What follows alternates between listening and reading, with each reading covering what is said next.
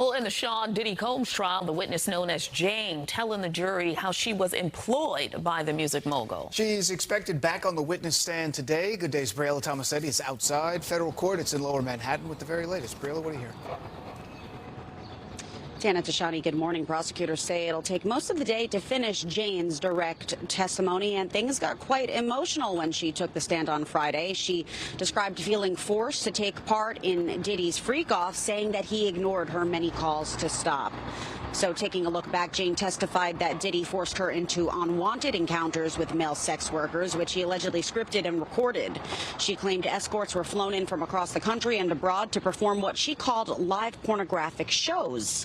Over time, she said her body and mind began to give out, citing injuries, infections, and extreme exhaustion. Jane said she also watched Diddy publicly romance other women on social media and at parties while she was confined to hotel rooms. Prosecutors released audio recordings of voice notes that Diddy sent to her via text, including one following a 2023 argument in which he threatened to, quote, disappear on her. Me and you could be mad, I could have a spat, we could have whatever, then after that you better get on your job. That's really, that's all it is.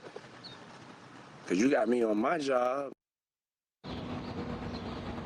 Jane said her job was taking care of Diddy and making sure he was happy, while his job was taking care of her financially. She testified about agreeing to a love contract in which Diddy paid her $10,000 a month to stay in his life. Jane, a single mother, said she used the money to pay rent, buy furniture, and get veneers.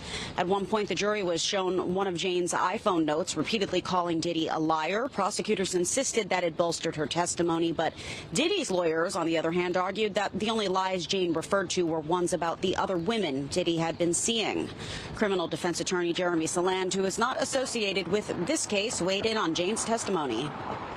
We're hearing a very different storyline than we heard from Cassie Ventura, where you heard about more abuse, physically so, and these threats and extortive allegations, blackmail allegations. Here it was more disappointment, and she wanted to make him happy. Diddy's lawyers have tried to cast doubt on the credibility of the prosecution's witnesses, arguing that Diddy had a bad temper and could be violent, but adding that his sexual habits were all part of a consensual swingers lifestyle. They also moved for a mistrial, by the way, over the weekend, their second such request in 2 weeks. Prosecutors expected to respond before court begins this morning. But for now, we're live here in Lower Manhattan. Dana Tashani, we'll send it back to you. All right, Briella, thank you very much.